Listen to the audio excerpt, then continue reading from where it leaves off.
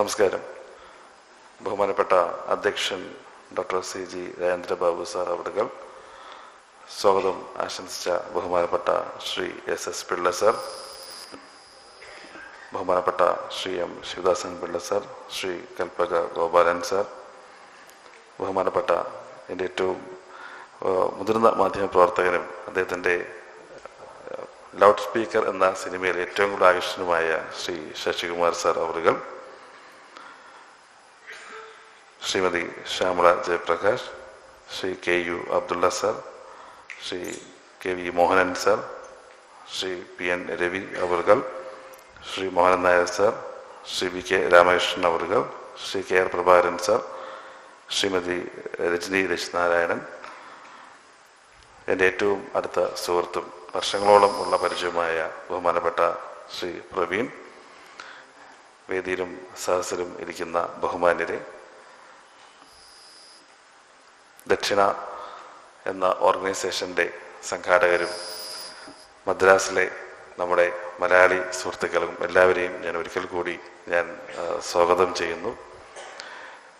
ദക്ഷിണ സാമൂഹിക രാമുണ്ണി മേനോൻ സേവന പുരസ്കാരത്തിന് എന്നെ തിരഞ്ഞെടുത്തതിന് ആദ്യമേ സംഘാടകരോടുള്ള വിനീതമായ നന്ദി ഞാൻ അറിയിച്ചുകൊള്ളുകയാണ്.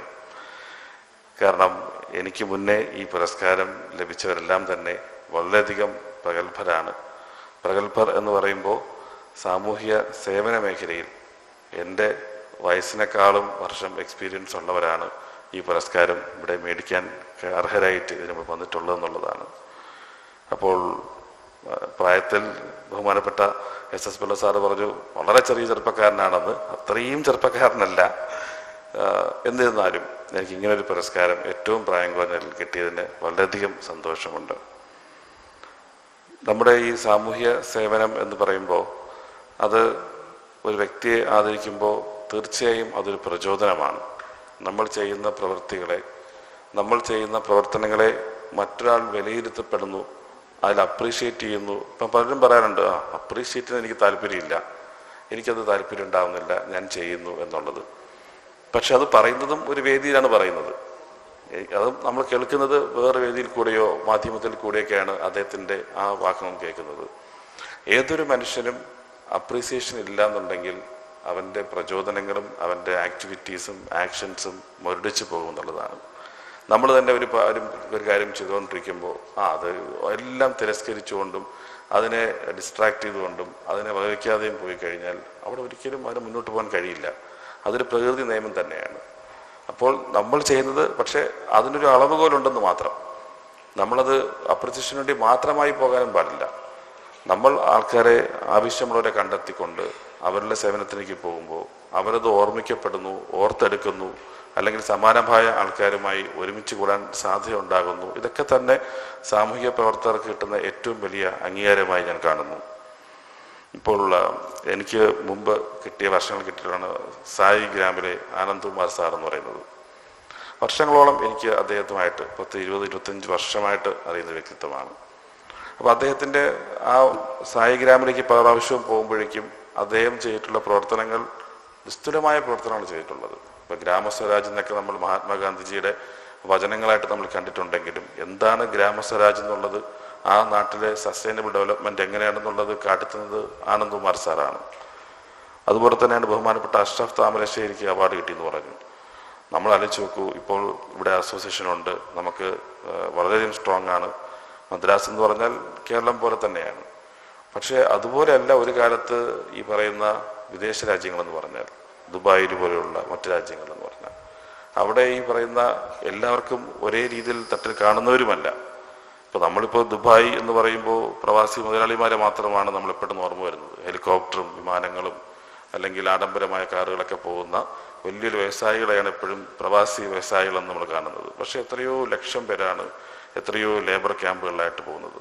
അതിലൊരാൾ പെട്ടെന്ന് മരണപ്പെട്ട് കഴിഞ്ഞാൽ അവിടുത്തെ ഡ്യൂട്ടിയുടെ അവസ്ഥയും 8 മണിക്കൂറും 12 മണിക്കൂറും സ്ട്രൈറ്റ് ഡ്യൂട്ടിയും എല്ലാം എടുത്തുകൊണ്ട് വരുന്നതിൽ ഒരാൾ മരണപ്പെട്ടു പോയാൽ അത് എന്തായി, അവനെ കൂടെ നിൽക്കാൻ ആരുണ്ട്, കൂടെ ആ ഒരു കാലഘട്ടത്താണ് അഷ്റഫ് താമരശ്ശേരി എന്ന് പറയുന്ന മനുഷ്യൻ എല്ലാം ത്യജിച്ചുകൊണ്ട് ഒരാൾ മരണപ്പെട്ടാൽ എത്രയും പെട്ടെന്ന് ആ മൃതദേഹം അവൻ്റെ തറവാട്ടിലേക്ക് എത്തിക്കണം എന്ന് പറഞ്ഞ രീതിയിൽ ഒരു പ്രതിജ്ഞ എടുത്തുകൊണ്ട് മുന്നോട്ട് പോകുന്നത്. ആ മഹാമനുഷ്യനും ഈ പുരസ്കാരം, ദക്ഷിണയുടെ പുരസ്കാരം ലഭിച്ചു എന്നുള്ളതാണ്. അപ്പം അങ്ങനെ ഓരോരുത്തരെയും നമ്മളും തിരിഞ്ഞു നോക്കുമ്പോഴേക്കും അവരെല്ലാം ഓരോ മേഖലയിൽ വളരെയധികം സാന്നിധ്യം പ്രകടിപ്പിച്ചിട്ടുള്ളവരും കാണിച്ചിട്ടുള്ളൊരു വ്യക്തിത്വമാണെന്നുള്ളതാണ്. അപ്പോൾ ഉത്തരവാദിത്തങ്ങൾ എനിക്ക് വളരെ കൂടുതലാണ്. ഞാൻ ചെയ്ത പ്രവർത്തനങ്ങൾ അത്രത്തോളമാണോ എന്ന് എനിക്ക് വിലയിരുത്തുമ്പോൾ എനിക്ക് അറിഞ്ഞുകൂടാ. പക്ഷെ എന്നിരുന്നാലും എന്നെ ഇങ്ങനെ പുരസ്കാരത്തിന് തിരഞ്ഞെടുത്തതിൽ ഞാൻ എൻ്റെ പ്രവർത്തനങ്ങളെ പറ്റി വായിച്ചപ്പോൾ എനിക്കതിനകത്ത് എനിക്ക് തന്നെ അഭിമാനം തോന്നുന്ന എനിക്കങ്ങനെ ചെയ്യാൻ സാധിച്ചു എന്ന് തോന്നുന്ന 3-4 പ്രവർത്തനങ്ങളുണ്ട്. അതിൽ 1-2 പ്രവർത്തനങ്ങളാണ്. ഒന്ന് ഈ പറയുന്ന ഭിന്നശേഷി കുട്ടികൾക്കുള്ള പെൻഷൻ എന്ന് പറയുന്നത്. അതിൽ കോവിഡ് സമയത്ത് തുടങ്ങിയൊരു പെൻഷൻ സ്കീമാണ്. അതിനുമുമ്പ് നമ്മളൊരു ആനി സല്ലിവൻ സെൻറ്റർ ഫോർ ഡിസേബിലിറ്റി എന്ന് പറയുന്ന എന്നൊരു സെൻറ്റർ സ്റ്റാർട്ട് ചെയ്തു. ആനി സല്ലിവൻ എന്ന് പറഞ്ഞാൽ ഹെലൻ കെല്ലർ എന്ന ലോകപ്രശസ്തമായിട്ടുള്ള ആ മേഡത്തിനെ പഠിപ്പിച്ച ടീച്ചറിൻ്റെ ഗുരുനാഥയുടെ പേരാണ് ആനി സല്ലിവൻ. അപ്പോൾ ആ പേരിലുള്ള ഒരു സെൻറ്റർ പോലും ലോകത്തില്ല എന്നുള്ളതാണ്. ആനി സല്ലിവൻ എന്ന മേഡം ഇല്ലാന്നുണ്ടെങ്കിൽ ഹെലൻ കെല്ലർ അല്ല. ഹെലൻ കെല്ലറിനെ പഠിപ്പിച്ച അധ്യാപകയാണ്. ഇത്രയും സ്ട്രെസ് എടുത്ത് പഠിപ്പിച്ച അധ്യാപകയുടെ പേരിലാണ് ആ സെൻറ്റർ നമ്മൾ സ്റ്റാർട്ട് ചെയ്തത്. അപ്പോൾ അങ്ങനെ അവിടെയുള്ള നമ്മുടെ നാട്ടിലുള്ള നെയ്യാറ്റിൻകരയിലുള്ള അല്ലെങ്കിൽ ആ നെയ്യാറ്റിൻകരയുടെ വളരെയധികം കോസ്റ്റൽ റൂറൽ ഭാഗത്തുള്ളവരൊക്കെ ഈ തെറാപ്പിക്ക് വേണ്ടി വരുമായിരുന്നു. അപ്പോൾ നമ്മളൊരു 3000 രൂപ തെറാപ്പിക്ക് ചാർജ് ചെയ്യും ഒരു മാസം. അവർക്ക് വന്ന് എത്ര ദിവസം വേണം ചെയ്യാം, അവർക്ക് തെറാപ്പി ചെയ്യാം. കാരണം ഓരോ സെഷൻസും ചിലപ്പോൾ 500-600 രൂപയൊക്കെയാണ് അവിടെ പോലും മേടിക്കുന്നത്. അപ്പോൾ അത് വേണ്ട, ഒരു 3000 രൂപ ഒരു പാക്കേജിൽ ചെയ്യാമെന്ന് പറഞ്ഞു. അതൊരു 4 മാസം ആയപ്പോഴേക്കാണ് ബഹുമാനപ്പെട്ട പ്രധാനമന്ത്രിയുടെ സഹോദരനാണ് സാംബ മോഡി അവറുകളാണ് ആ സെൻറ്റർ ഉദ്ഘാടനം ചെയ്തത്. അദ്ദേഹം അന്ന് തിരുവനന്തപുരത്ത് ഒരു ആവശ്യമായിട്ട് വന്നു. ഞങ്ങൾ റിക്വസ്റ്റ് കൊടുത്തപ്പോഴേക്കും അദ്ദേഹം പറഞ്ഞു, എന്തായാലും എൻ്റെ എത്ര സെക്യൂരിറ്റി പ്രോട്ടോക്കോൾ ഉണ്ടെങ്കിലും ഞാൻ ഈ സെൻറ്റർ ഉദ്ഘാടനം ചെയ്യുമെന്ന് പറഞ്ഞാൽ അദ്ദേഹം ഉദ്ഘാടനം ചെയ്തിട്ട് പോയത്. പക്ഷെ 4 മാസം കഴിഞ്ഞപ്പോഴേക്കും കോവിഡ് വന്ന ആ സെൻറ്ററും ക്ലോസ് ആയി. കാരണം എല്ലാം ലോക്ക്ഡൗൺ വന്നു, അങ്ങോട്ടും ഇങ്ങോട്ടും ഒന്നും ചെയ്യാൻ കഴിയില്ല. അപ്പോൾ എല്ലാവരും നിശ്ചലമാണ്, ഇനി ഒരു പണിയും ഇല്ല, ആർക്കും ചെയ്യാൻ കഴിയില്ല എന്ന് തോന്നിയപ്പോൾ എനിക്ക് തോന്നിയൊരു തോന്നലാണ്, ഈ വരുന്ന 34 ഭിന്നശേഷി കുട്ടികളാണ് അന്ന് ഈ പറയുന്ന 3000 രൂപ വെച്ച് അടച്ച് വന്നത്. അപ്പോൾ അന്ന് അത് നോക്കുന്നതും ഞാനത് ഒരിക്കലും സ്ട്രിക്റ്റായിട്ട് ആ പൈസ മേടിക്കത്തില്ല. അവരടച്ചോട്ടെ, അല്ലെങ്കിൽ ഒരു മാസം എപ്പോഴെങ്കിലും അടച്ചാൽ മതി. അപ്പം 1500 അടച്ചവരുണ്ട്, 2000 അടച്ചവരുണ്ട്, ചിലപ്പം അതിനകത്ത് അവധി പറഞ്ഞവരുണ്ട്. അപ്പോൾ ഞാൻ പറഞ്ഞു ആ പൈസയ്ക്ക് ഇരിക്കട്ടെ. ഞാൻ ആ ഒരു സ്റ്റാഫിനോട് പറഞ്ഞു, നമുക്ക് എന്തായാലും 4 മാസമൊക്കെ അവർ വർക്ക് ചെയ്തിട്ടുണ്ടല്ലോ, ഓരോ മാസവും നമുക്ക് അവർ മേടിച്ച പൈസ അവർക്ക് തിരികെ കൊടുക്കാം, ഒരു പെൻഷൻ പോലെ. നമുക്ക് എപ്പോഴെങ്കിലും സെൻറ്ററും ലോക്ക്ഡൗണൊക്കെ മാറുമ്പോഴേക്കും നമുക്കത് തിരിച്ചടക്കട്ടെ, അല്ലെങ്കിൽ വേണ്ട, നമുക്കത് വേണ്ട എന്ന് പറഞ്ഞാൽ എല്ലാം ഈ പറയുന്ന 33 പാക്കറ്റായിട്ട് 3000 രൂപയും 2000 രൂപയൊക്കെ വെച്ച് ഫുൾ അവർ 1500 അടച്ചെങ്കിലും 3000 വെച്ച് തന്നെ കൊടുത്തു. ഓരോ വീടുകളും പോലീസിൻ്റെ പെർമിഷൻ എടുത്തുകൊണ്ട് പോയി കണ്ട ഒരു കാഴ്ചയുണ്ട്. കാരണം ഒരു 10 ദിവസമായപ്പം തന്നെ അവരുടെ ഫുഡെല്ലാം അങ്ങ് തീർന്നു. അവരൊരു ഗതിയുമില്ലാതെ ലോക്ക്ഡൗണിൽ നിൽക്കുകയാണ്. കാരണം എപ്പോഴും ഒരു ഭിന്നശേഷി കുട്ടികൾ നമ്മൾ നോക്കുമ്പോൾ ഒരിക്കലും അമ്മയ്ക്ക് ജോലിക്ക് പോകാൻ സാധിക്കില്ല. കാരണം ആ കുട്ടിയുടെ കൂടെ എപ്പോഴും ഒരു അമ്മ എപ്പോഴും ഉണ്ടാവണം. ആ കുട്ടിയുടെ ഒരു സ്റ്റാറ്റിക്സ് എടുത്ത് നോക്കുകയാണെങ്കിൽ പലരും വിഡോസ് ആയിരിക്കും. അല്ലെങ്കിൽ അച്ഛനുണ്ടെങ്കിൽ തന്നെ അച്ഛൻ ഈ മാനസിക പ്രശ്നം കാരണം നല്ല കടുത്ത മദ്യപാനിയായിട്ട് മാറുന്ന അച്ഛനായിരിക്കും. എല്ലാവരുടെയും കാര്യമില്ല പറയുന്നത്, മെജോറിറ്റി പറയുന്നത്, പ്രത്യേകിച്ച് റൂറൽ മേഖലയിലുള്ളവരെല്ലാം. അപ്പം അങ്ങനെ ആ നിമിഷത്താണ് നമ്മൾ ഈ പറയുന്ന 3000 രൂപയും കൊണ്ട് അങ്ങോട്ട് വീട്ടിൽ പോകുന്നത്. പക്ഷെ പലപ്പോഴും അത് കാണുമ്പം നമ്മുടെ സ്റ്റാഫുകൾ പറയും, സാർ നമുക്ക് കൊടുത്ത് ഇത്രയും ഒരു പുണ്യമുണ്ടോ എന്നുള്ള കാര്യം. അത് കൊടുത്ത് ഇപ്പം അടുത്ത മാസം ആകുമ്പോഴേക്കും ദിവസവും അവരിങ്ങനെ പുറത്ത് വീട്ടിൽ നിൽക്കും അത്രേ, ഈ വണ്ടി എപ്പോഴെത്തും, നിംസിൻ്റെ വണ്ടി എപ്പോഴെത്തും എന്നുള്ളത്. ആ ഒരു മേഖലയിൽ നിന്നാണ് ഞങ്ങളൊരു നെയ്യാറ്റിൻകര പെൻഷൻ പ്ലാൻ എന്നൊരു പദ്ധതി ആരംഭിക്കുന്നത്.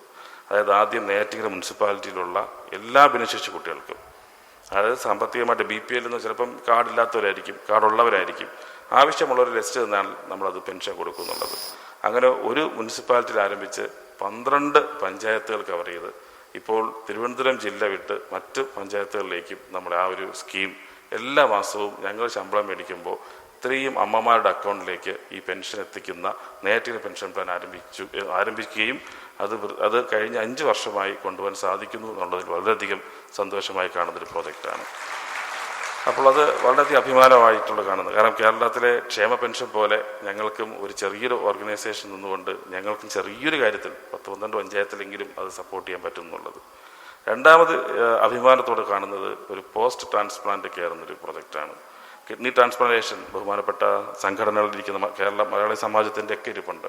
നമ്മളൊക്കെ ഈ പറയുന്ന ട്രാൻസ്പ്ലാന്റ് വേണ്ടിയിട്ട് വളരെയധികം മലയാളികളെന്നല്ല എല്ലാവരും ഒരാൾക്കൊരു അസുഖം എന്ന് പറയുമ്പോൾ എന്തെങ്കിലുമൊക്കെ സപ്പോർട്ട് ചെയ്യാൻ ശ്രമിക്കും. പ്രത്യേകിച്ച് ഇങ്ങനത്തെ ഓർഗനൈസേഷൻ ആകുമ്പോഴേക്കും ട്രാൻസ്പ്ലാന്റ് എന്നോ ലിവർ ട്രാൻസ്പ്ലാന്റ് എന്നോ എന്നൊക്കെ പറഞ്ഞിട്ട് അവിടെ അങ്ങനെ നിംസിൽ ട്രാൻസ്പ്ലാന്റിന് രോഗികൾ വരും. ഇപ്പോൾ എല്ലാം ഉൾപ്പെടെ ഡോണറിൻ്റെ കോസ്റ്റും എല്ലാം ഉൾപ്പെടെ 6.5 lakhs ആണെങ്കിൽ ഞങ്ങൾ മേടിക്കുന്നത്, ഞാൻ പറഞ്ഞിട്ടുള്ളത് അവർക്കൊരു 2.5 to 3 lakhs എല്ലാം ചെയ്തു കൊടുക്കണമെന്നാണ്.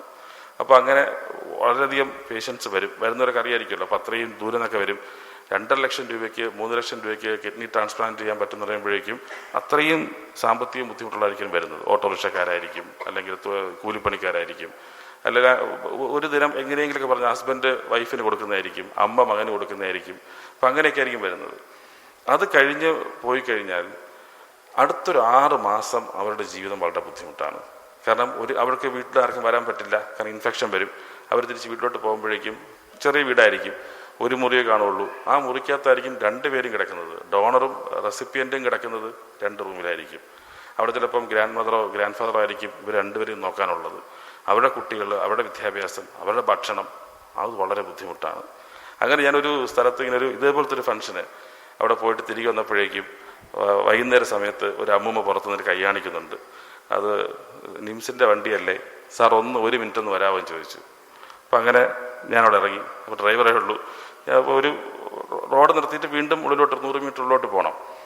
പോകുമ്പോഴേക്കും കുറച്ച് 2 കുഞ്ഞുങ്ങൾ പുറത്ത് കളിച്ചുകൊണ്ടിരിക്കുന്നു.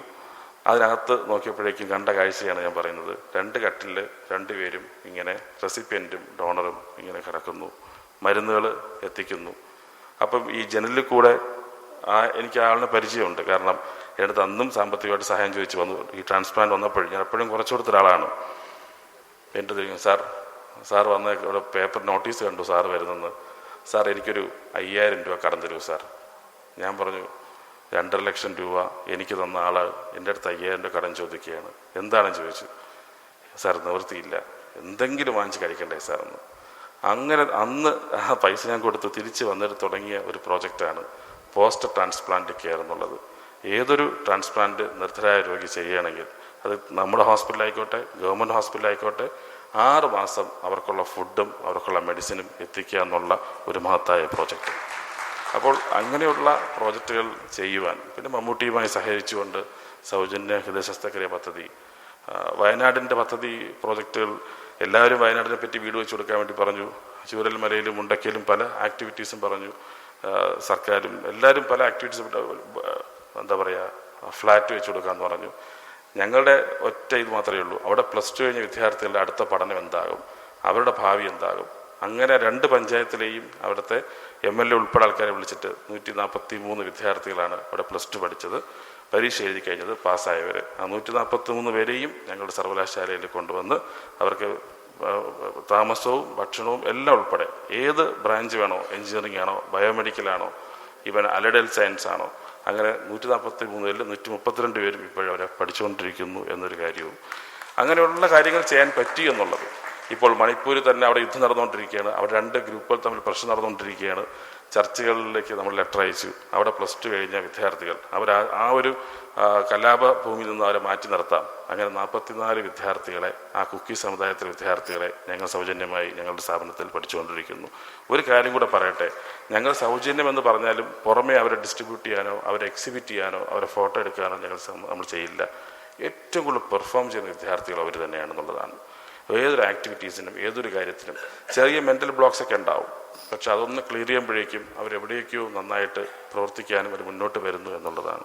അപ്പം അങ്ങനെയുള്ള പ്രവർത്തനങ്ങൾ എനിക്ക് ചെയ്യുവാൻ സാധിക്കുന്നു എന്നുള്ളത് എൻ്റെ മാത്രം കഴിവല്ല, എൻ്റെ ടീമിൻ്റെ, ഞങ്ങളുടെ സ്ഥാപനത്തിലെ ഓരോ ആൾക്കാരുടെയും പ്രചോദനത്തിൻ്റെ ഭാഗമാണ്. ഇന്ന് ബഹുമാനപ്പെട്ട സ്വാഗത പ്രാസംഗികൻ പറഞ്ഞതുപോലെ, ബഹുമാനപ്പെട്ട അധ്യക്ഷൻ പറഞ്ഞതുപോലെ, എൻ്റെ പിതാവ് കഴിഞ്ഞ മാസമാണ് ഞങ്ങളെ വിട്ട് പിരിഞ്ഞത്. നമ്മുടെ സ്ഥാപനത്തിൻ്റെ എല്ലാം തുടക്കത്തിൻ്റെ ഫൗണ്ടർ എന്നുള്ളത് എൻ്റെ പിതാവാണ്.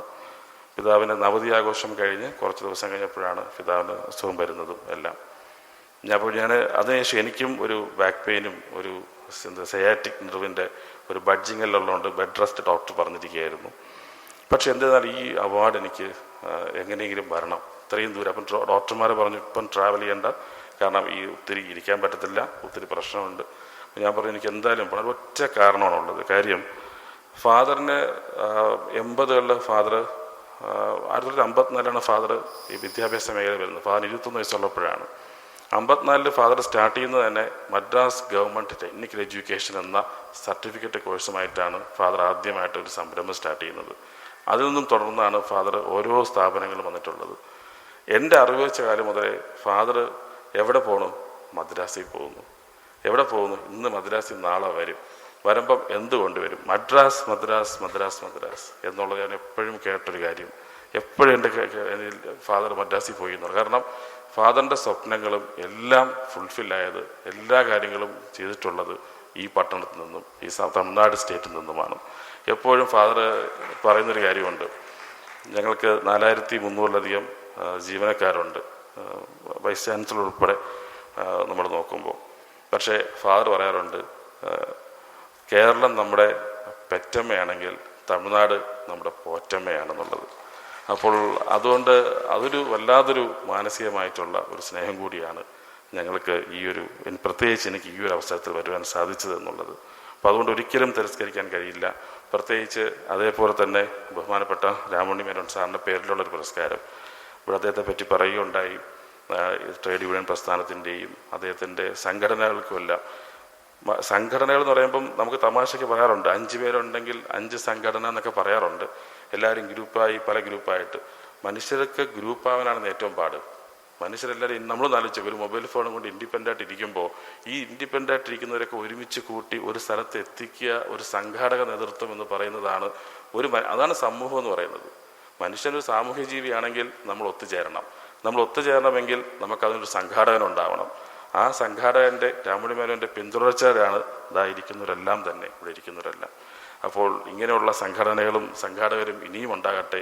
നമുക്ക് കൂടുതൽ ഐക്യമുണ്ടാവട്ടെ. നമ്മളെല്ലാവരും മനുഷ്യ ജീവിതത്തിന് വേണ്ടി, മനുഷ്യ നീതിക്ക് വേണ്ടി, മനുഷ്യ കുലത്തിന് വേണ്ടി, മനുഷ്യ നന്മയ്ക്ക് വേണ്ടി നമുക്ക് ജീവിക്കാം എന്ന് പറഞ്ഞുകൊണ്ട് എന്നെ ഇവിടെ ക്ഷണിച്ചതിന് സംഘാടകർ ഒരിക്കൽ കൂടി നന്ദി പറഞ്ഞുകൊണ്ട് നിങ്ങളൊക്കെ കാണാൻ സാധിച്ചതിൽ മഹാഭാഗ്യമായി കണ്ടുകൊണ്ട് നിർത്തുന്നു. നമസ്കാരം.